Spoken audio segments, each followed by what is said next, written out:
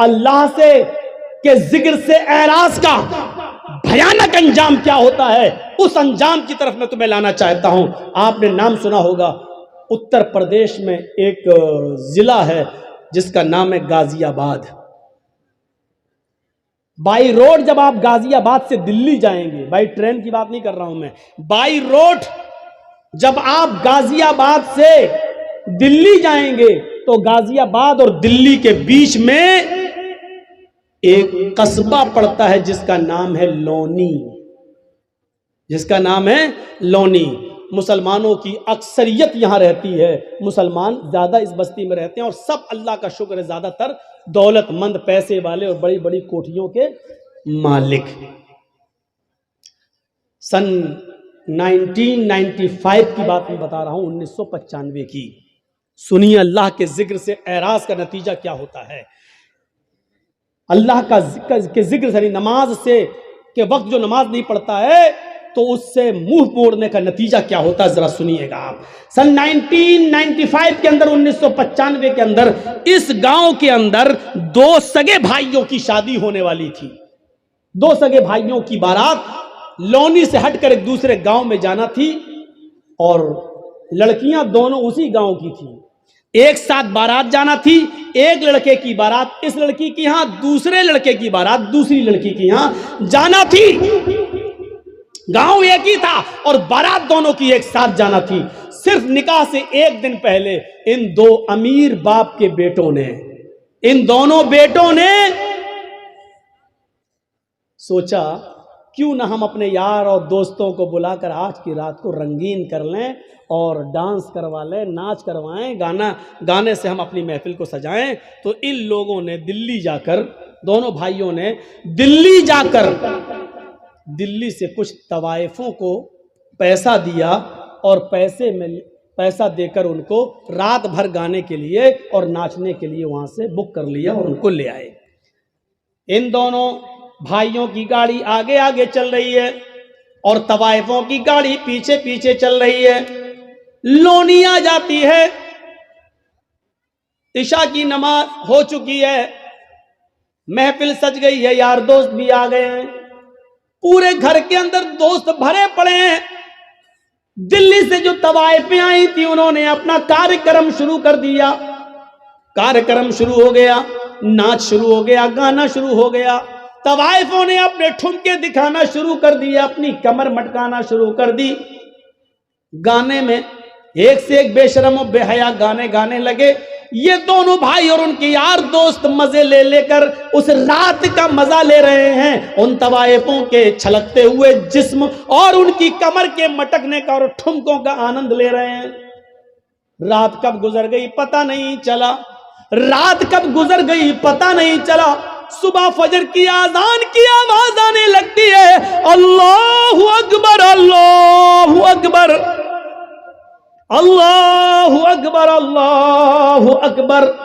इन दोनों भाइयों के मकान से कोई 200-300 मीटर की दूरी पर मस्जिद है और उस मस्जिद से एक मुअज्जिन आजान दे रहा है। उसकी आजान की आवाज इस घर में भी आ रही है जहां नाचो गाना हो रहा है।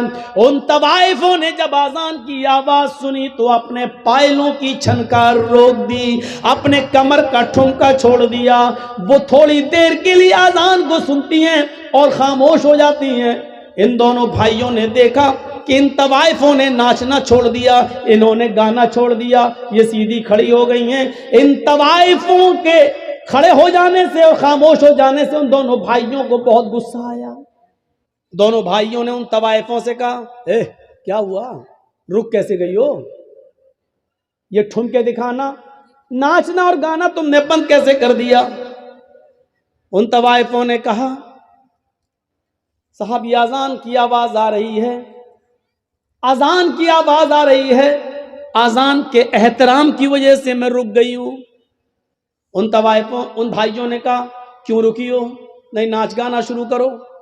इन तवाइफों ने कहा, देखिए साहब, हम भले ही गुनाहगार हैं, हम भले ही मजबूरी में अपने जिस्म की नुमाइश करते हैं और नाचते हैं और गाते हैं, लेकिन इसका यह मतलब नहीं है कि आजान की आवाज का भी हम एहतराम न करें।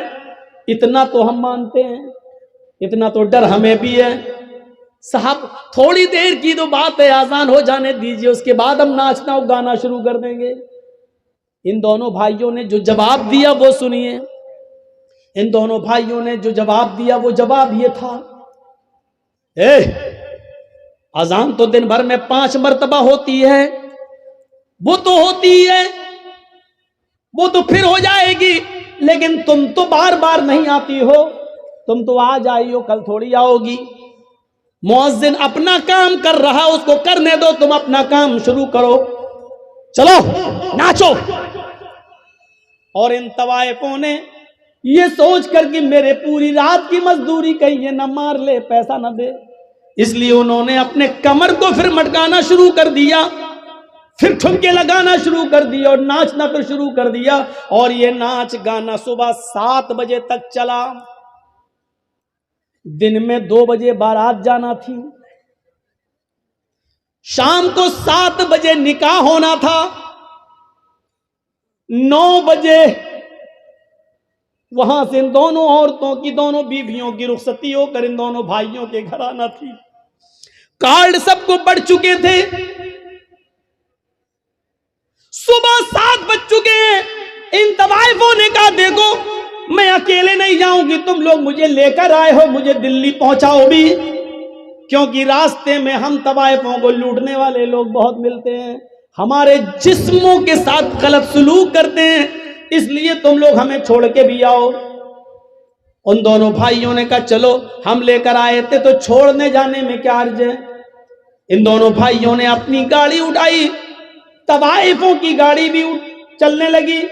अब तवाइफों की गाड़ी आगे आगे चल रही है और इन दोनों भाइयों की गाड़ी पीछे पीछे चल रही है, ताकि इन तवाइफों को आगे से अगर पीछे कर दें तो हम तो आगे निकल जाएं और पीछे से इनका अपहरण हो जाए, है नहीं। तो इन तवाइफों से कहा तुम आगे आगे चलो।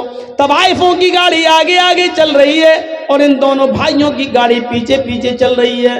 सर्दियों के दिन है, कोहरा बहुत पड़ रहा है, सामने से ट्रक आ रहा है, सामने से ट्रक आने की वजह से तवाइफों के ड्राइवर ने थोड़ा सा क्रॉस किया और गाड़ी को निकाल लिया, लेकिन इन दोनों भाइयों के ड्राइवर ने शराब पी रखी थी, रात भर शराब का जाम पीता रहा और नाचो गाना देखता रहा, ये सही से क्रॉस नहीं कर पाया और आने वाले ट्रक ने इतनी जोर से धक्का मारा इन दोनों भाइयों की गाड़ी में कि गाड़ी जंपिंग करते हुए 25-30 फीट दूर जाके गिरती है और बिल्कुल ध्वस्त हो जाती है, बिल्कुल खत्म हो जाती है। जब इन दोनों भाइयों की लाशों को निकाला गया तो अल्लाह की कसम पहचान में नहीं आ रहा था कि बड़े भाई की लाश कौन सी है और छोटे भाई की लाश कौन सी है। ड्राइवर भी मरा और इन दोनों भाइयों की लाशें वहीं पर बिखर गईं। कपड़ों से कुछ आज़ा की पहचान होती है, पोस्टमार्टम के बाद इनकी लाश घर आती है। बाप के ऊपर जवान बच्चों की मौत कितना बड़ा हादसा होती है, ये तो वही जानते हैं कि जिनके जवान बच्चे जिनसे छीन लिए जाएं।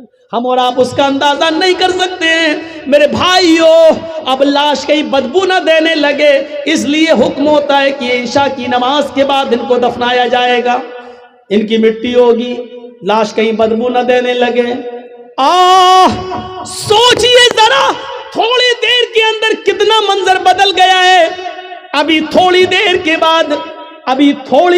बाद आज ही के दिन इनको नहला धुलाकर नए कपड़े पहनाकर, मेरे भाइयों, इनको बारात लेकर लड़कियों के गांव में जाना था, लेकिन अब थोड़ी देर के बाद नहला धुला कर इनको लड़कियों के गांव में नहीं बल्कि कब्रिस्तान ले जाया जाएगा। थोड़ी देर में कितनी चीजें बदल गई हैं। आए शराब पीने वालों, आए जुआ खेलने वालों, क्रिकेट बोर्ड में मस्त रहने वालों, क्रिकेट में खेल खेल कर अपनी जवानी बर्बाद करने वालों, लहू और लैब में पढ़ने वालों, 12-12 और 1-1, 2-2 बजे तक यूट्यूब पर गंदी गंदी चीजें देखने वालों, मूवी देखने वालों, जरा सोचो तो सही, इन नौजवानों की हैसियत कैसी बदलती है। अभी इनको बारात लेके जाना था लड़कियों के गांव में, लेकिन अब इन दोनों भाइयों का जनाजा जा रहा है मेरे प्यारे साथियों कब्रिस्तान की तरफ। अभी ये लड़के साथ में 300 और 400 बाराती लड़के के गांव में जाना थे।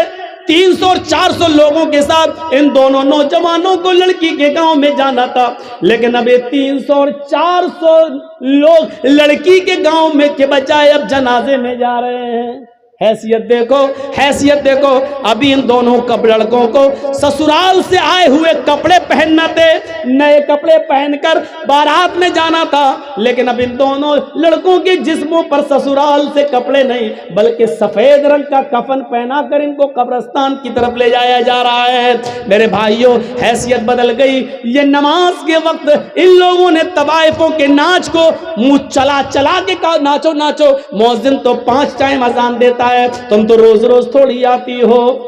अब सुनो, अजान के टाइम पर क्रिकेट खेलने वालों तुम भी अपने अमल से ये जाहिर कर रहे हो अजान तो 5 बार होती है, क्रिकेट रोज रोज थोड़ी होता है। आए कैरम बोर्ड खेलने वालों और मैच देखने वालों तुम भी अपने अमल से ये साबित कर रहे हो कि अजान तो 5 बार होती है, मैच बार बार थोड़ी होता है। आज देख लेता हूं फिर थोड़ी मिलेगा।